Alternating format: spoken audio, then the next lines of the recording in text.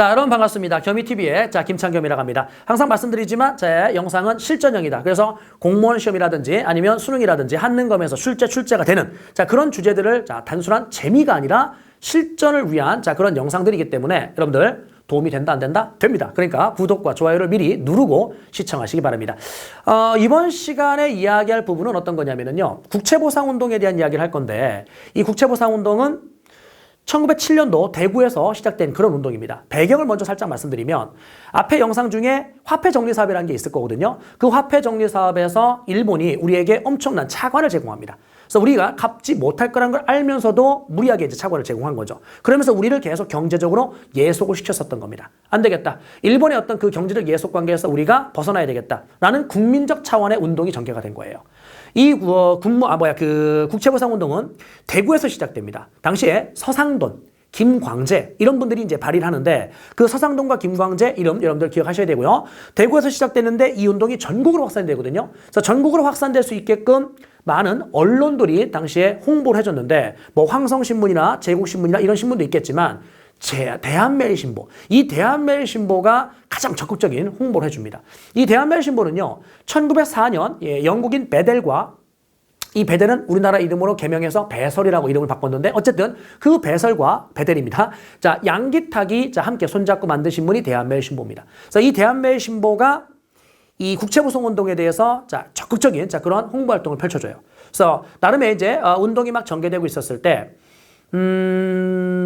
금주와 금연 이런 걸 통해서 돈을 좀 아끼고 아낀 돈을 이제 나라를 위해서 써라라고 이제 모금 활동을 하는 겁니다. 부녀자들 같은 경우도 금가락지라든지 비녀라든지 이런 것들을 이제 헌금으로 내는 거죠. 아무튼 운동이 한참 전개되고 있는데 일본의 통간부, 이 통간부는 여러분들 을사늑약으로 외교권을 뺏은 다음에 그 외교권을 대신 행사하기 위해서 설치한 관청이 통간부거든요. 그 통간부가요, 이걸 방해하고 싶은 겁니다. 왜냐면은 우리가 완전하게 일본에게 빚을 만약에 모금이 성공을 해서 갚아버린다라면 경제적으로 우리를 예속시키기가 어려워지지 않습니까? 그죠? 그래서 통간부가 이걸 방해합니다. 어떻게 방해했냐면 양기탁 있잖아요. 아까 대한매일신보의 그 양기탁을 공금 횡령죄로 구속을 해버립니다. 그래서 공금 횡령죄로 이렇게 구속을 해버리는데 나중에요. 재판 결과 무죄가 판결이 나거든요. 그럼 당장 어쨌든 구속이 됐었을 때 이거를 이제 또 대대적으로 막 홍보할 거 아닙니까? 공금 횡령죄 타이틀을 잡아가지고 그럼 무죄가 됐음에도 불구하고 일단 처음에 이게 구속되는 그 순간에 민중들은 어떤 생각을 했을 거냐면 진짜인가? 진짜 내가 낸 돈을 제가 횡령한 거 맞나? 이런 이제 의심을 갖기 시작하면서 모금 활동이 흐지부지 되기 시작한다는 겁니다. 그래서 결국 어떻게 돼요? 국채보상운동은 중단된 겁니다. 실패하게 된 겁니다. 그리고 나서 이제 몇 년 뒤에 재판은 판결문이 뭐라고요? 양기탁 무죄 이렇게 돼버린 거죠. 그래서 통간부의 어떤 방해로 인해서 국채보상운동은 성공하지 못했다더라. 요거 기억하시고요. 여기에 이 국채보상운동은 우리나라에 여러분들 김영삼 정부 말년에 1997년도에 IMF의 금융위기가 있었잖아요. 그 금융위기의 혼란을 극복해보자라고 하면서 금모기 운동이라는 게 국민들 차원에서 활발하게 전개가 됐는데 그 금모기 운동이 바로 여기 있는 국채보상 운동과 성격이 매우 유사합니다. 그 정도 이해하시면 되고요. 시점은 김영삼 정부 때입니다. 아무튼요, 다시 돌아오면 대구에서 시작된 국채보상 운동 전국적으로 시행되었다라는 거 확인하시고요. 나중에 일본의 식민 지배를 받으면서 우리가 뭘 하게 되냐면 물산장려운동이라는 걸 하게 되거든요. 이 물산장려운동은 1920년대입니다. 20년대에 회사령이라는 게 폐지되면서 일본 대기업이 들어왔고 일본 대기업과 우리 국내 기업들 평양의 메리아스 공장, 고무신 공장 그들이 경쟁이 안 돼요. 왜? 일본은 대기업이니까. 그래서 경쟁을 우리가 만들어주기 위해서 어떻게 됩니까? 국산품을 쓰자. 이게 바로 물산장려운동인데 20년대입니다.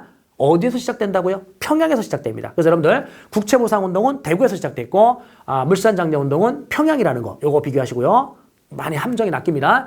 하나 더 추가해야 된다면 20년대에 여기 있는 그 물산장려운동이라는 거 외에 또 뭐가 있었냐면 밀립대학 설립운동이라는 게 있었거든요. 그래서 밀립대학 설립운동은 당시에 대학을 만들어도 좋다라고 일본이 이제 2차 조선교육령을 통해서 허용을 해줘요. 그래서 우리는 됐다. 그럼 대학을 만들자. 근데 돈이 필요할 거 아닙니까?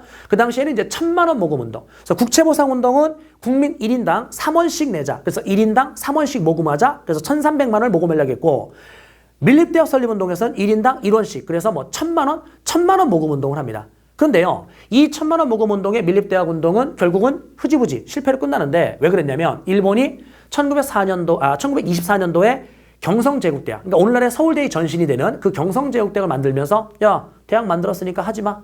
이런 식으로 이제 이 운동을 무마시켜 버립니다. 뭘 비교하려고 이걸 말씀드렸냐면 밀립대학 설립운동에서는 상층민들이 중심이 된다는 겁니다. 왜냐면은 그 하층민들 같은 경우는 농민과 노동자, 자, 그들의 자제들은 돈이 없어가지고요. 초등학교도 못 들어갑니다. 아니, 초등학교도 못 들어가는데 뭐 대학교를 만드는데 내가 보고 돈 내라고? 그러니까 여기 있는 밀립대학 설립운동은 상층민들을 중심으로 이제 모금 활동이 주로 전개돼 있고 국채보상 운동은요 하층민들이 중심이 되었다는 겁니다. 그러니까 부녀자들이라든지 막 이런 농민 이런 사람들이 아낀 돈들을 갖다가 이제 헌금하고 이러는 거죠. 그래서 금모으기 운동에서 예를 들어서 금모으기 운동 때 IMF에서 금가락지, 자, 혹은 이제 뭡니까? 아이들의 돌반지. 그래서 여러분들 97년, 98년, 이때 태어난 친구들이, 자, 대부분 돌반지가 없어요. 돌반지가 대부분 없는 게, 그때 부모님들이 다 이제, 모금 활동에 기부를 했었던 거죠. 아무튼. 근데 그 기부 활동을 하는데 집에 숨겨놓은 금괴가 있어요. 이만한 금괴. 이만한 금괴를 가지고 와가지고, 저 금모기 운동, 이거 내겠습니다. 그러면 카메라가 막 여기 이제, 집중적으로 여기를 다룰 거 아닙니까? 근데 나중에 이제 이게 어떻게 돼요? 자, 이거 잠깐만. 이 금괴 어디서 난 거지? 자, 이런 식으로 뭐 세무조사를 나온다든지 이럴 가능성도 분명히 있다 없다. 있거든요. 금괴의 출처가 명확해야 될 거 아니야. 그런데 그것이 불법적인 거다. 그럼 이제 그 사람들 입장에서는 당연히 금괴를 내겠습니까? 안 내겠습니까? 안 내겠죠. 그러니까 이제 그 당시에도 서민들이 이제 애기들 막 돌반지 이런 걸 냈다는 겁니다. 그래서 국채보상 운동에서도 하층민들을 중심으로 해서 많은 모금 활동이 전개가 되었다. 물론 통감부의 방해로 자, 실패하게 됐지만 자, 그러한 운동들이 1907년도에 있었다라는 거. 자, 그 정도 확인하시고요.